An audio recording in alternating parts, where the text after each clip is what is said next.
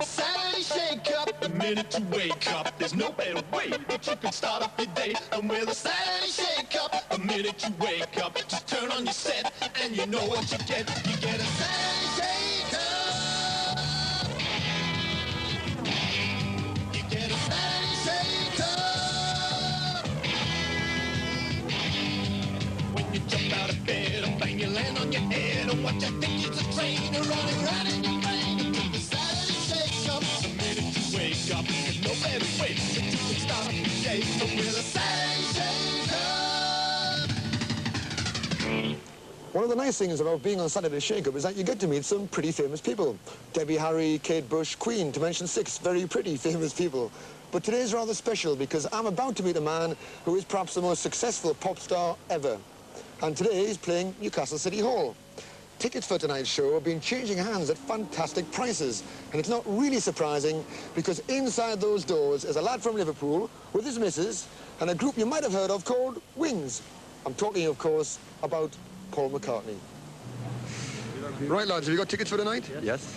You have. How long did you have to queue for those? Weekend. Full weekend. A whole weekend? Yeah. What? And the Monday as well? How much did they cost you? £5.50. So you got them for the normal price? Yeah. Are you looking forward to tonight's show? Yes. Really looking forward to it. How long have you been a fan of Paul McCartney then? Since you was a member.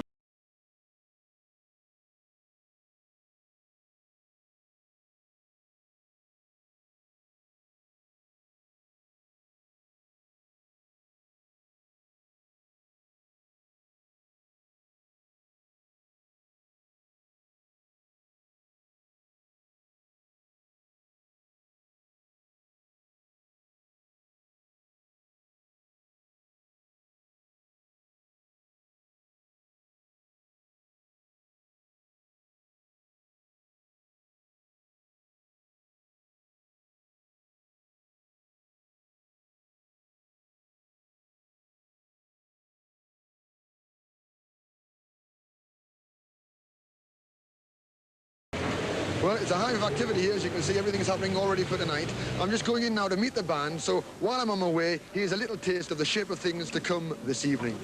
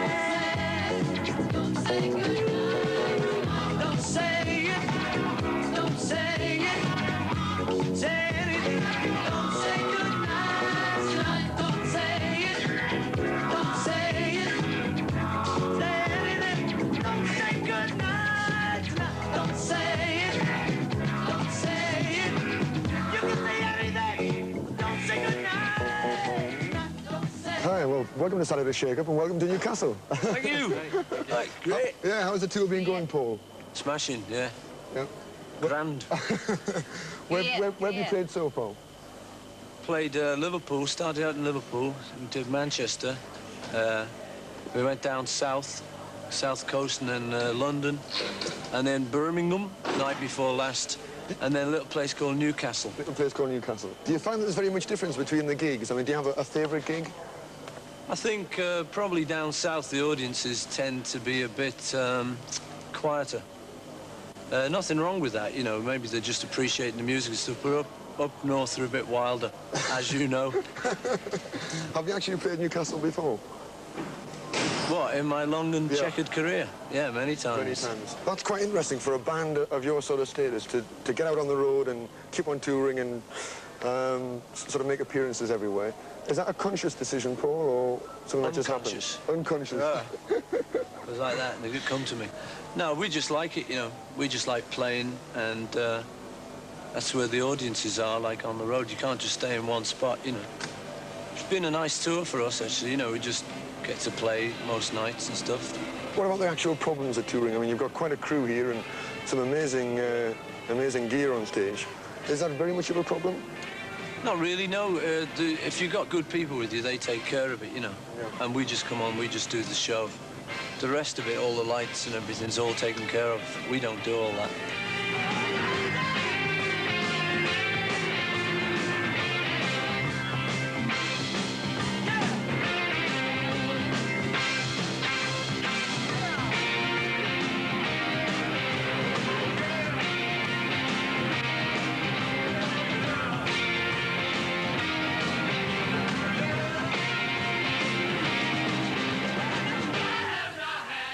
What about the problems of being sort of a family man on the road with children?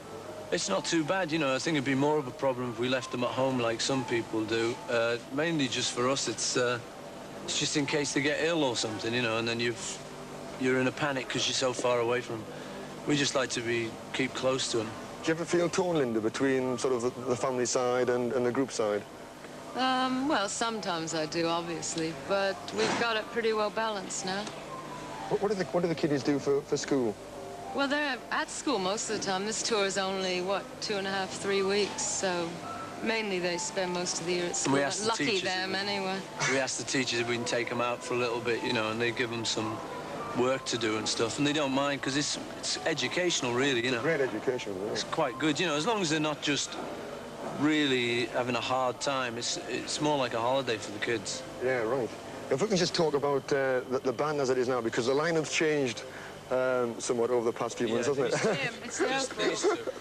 Steve, can you just tell me, how did you get that job in Wings? It's always intrigued me. Do you have to do an audition, or did you know Paul beforehand? It wasn't an audition as such, and I didn't know Paul, but I knew Denny, you see, because we live in the same area and tend to congregate at the same places. I had a couple of parties, a few jars, back to his place one night. There's a drum kit in the front room, everybody jamming, so I had to go, you know.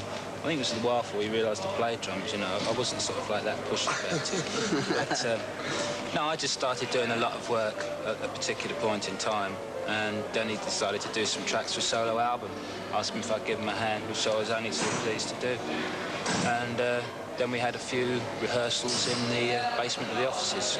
Is that right? Am I right in saying, Lawrence, that this is in fact your first full-time band? Yeah, it is. It must be like a dream come true. I mean, to go from session work, which I think you were before, a session musician, that's right, to working with Wings. Oh, it's great, because it's what I always wanted to do anyway. I never went into sessions planning on staying there for the rest of my career, and it was always just like a stepping stone into doing something else. So yeah, it is a dream come true. If we can just talk for a second about Back to the Egg, the last album. I voted Back to the Egg on the programme as my album of the year. I had to say that. I mean, there were so many interesting things in it. I mean, the title, why Back to the Egg? Was there any sort of deep It's just meaning? sort of a back to the beginning kind of feeling for us while we were making it, you know. We're trying different things while we were making it, and it just seemed to sum it up, you know, back to the egg. You know, back to the egg, beginning. Back to square one kind of thing, you know. How far was sort of that Paul in that album, and how far was it Wings? Is it a sort of a 50-50 relationship? It's a mixture, you know, yeah. Everyone's on it. We're all on it. He wrote most of the songs. I mean, you know, that's just the way it is. But the reason we wanted to do an album before we went on the road was to get these two as part of the band. So they could play what they played on the record. Right. That's right, when we first started talking about it, I would have felt a bit strange going out playing all the songs. I mean, as much as I would enjoy playing the songs, it would be nice to have something that was, like, definitely our contribution, you know, which is good, you know.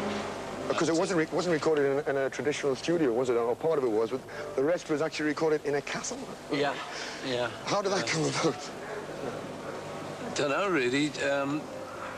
We took some recording studio gear into a castle, you know. It's a bit like anywhere like this, you know. We just set up our own thing and used all the acoustics of the castle and stuff, you know. It was good. It was an interesting place to. One of my favourite tracks on it is "Old Siam, Sir." Yeah, can you just tell me a little bit about that? I mean, did it come from an actual story, or? No, it came from a riff that Linda was playing. The tune of it, like da da da da da da da, was Linda was just playing that one day, and we kind of fitted in all bits and pieces, and the middle.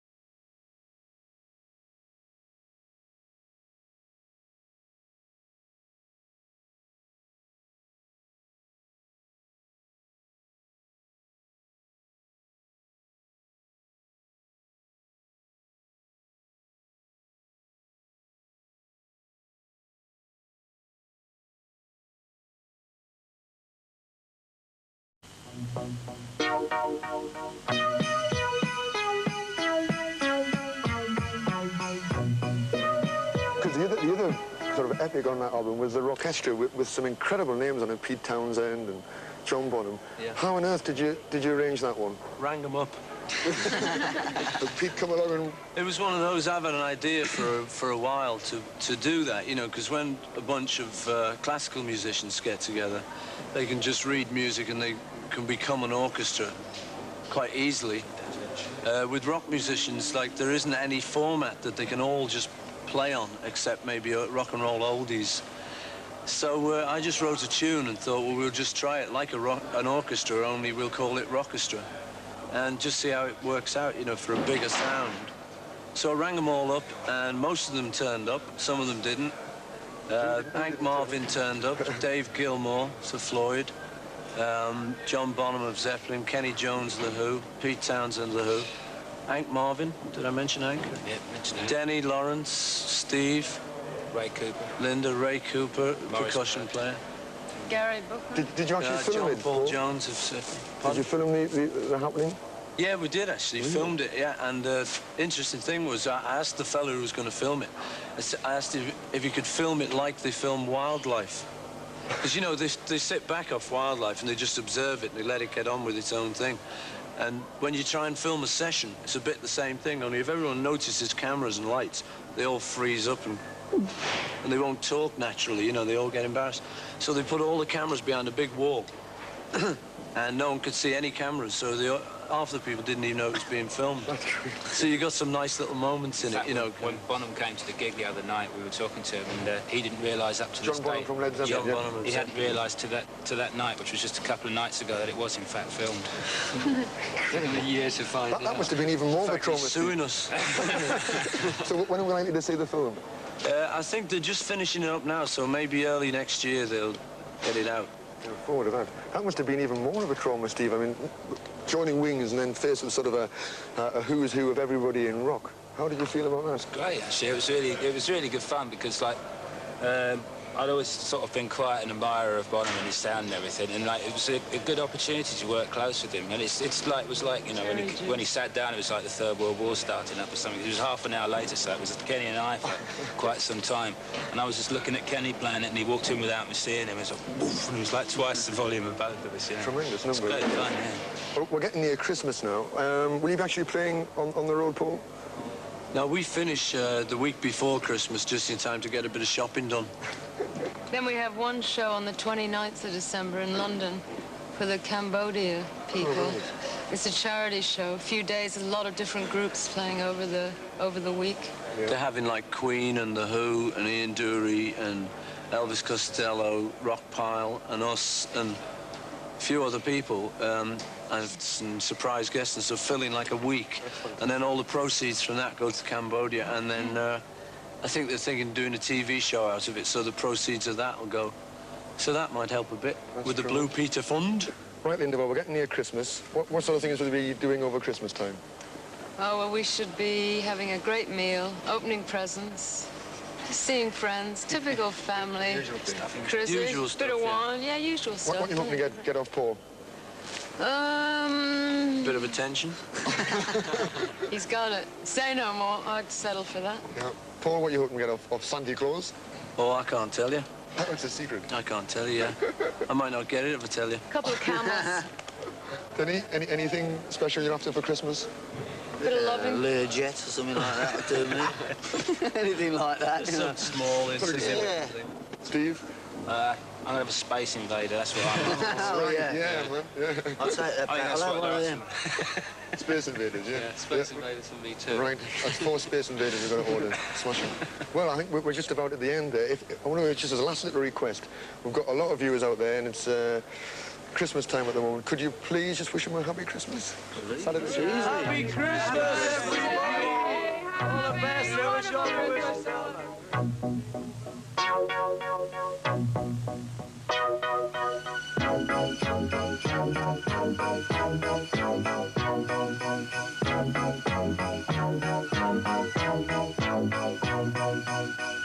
The mood is right, the spirit's up. We're here tonight, and that's enough. Simply having a wonderful Christmas time. Simply having a wonderful Christmas time. The party's on, the feeling's here. That only comes this time of year. Simply having a wonderful Christmas time. Simply having a wonderful Christmas time.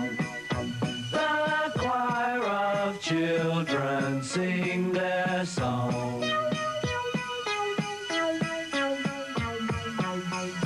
Ding dong, ding dong, ding dong, ding.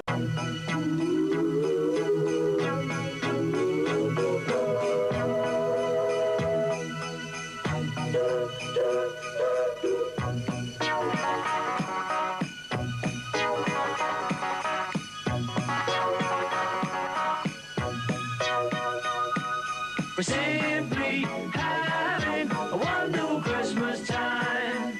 Simply having a wonderful Christmas time. The word is out about the town, so lift a glass.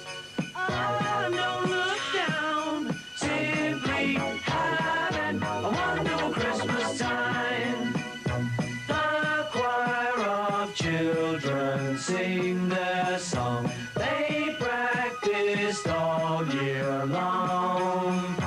Ding dong, ding dong, ding dong, ding dong, ding dong, ding dong, ding dong, dong, dong. The party's on, the spirit's up.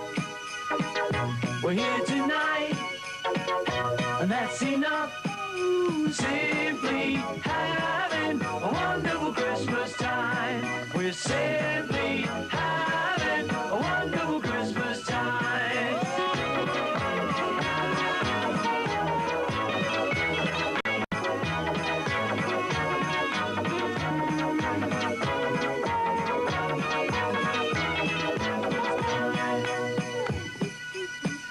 The mood is right, the spirit's up. We're here tonight. Oh, that's enough. We're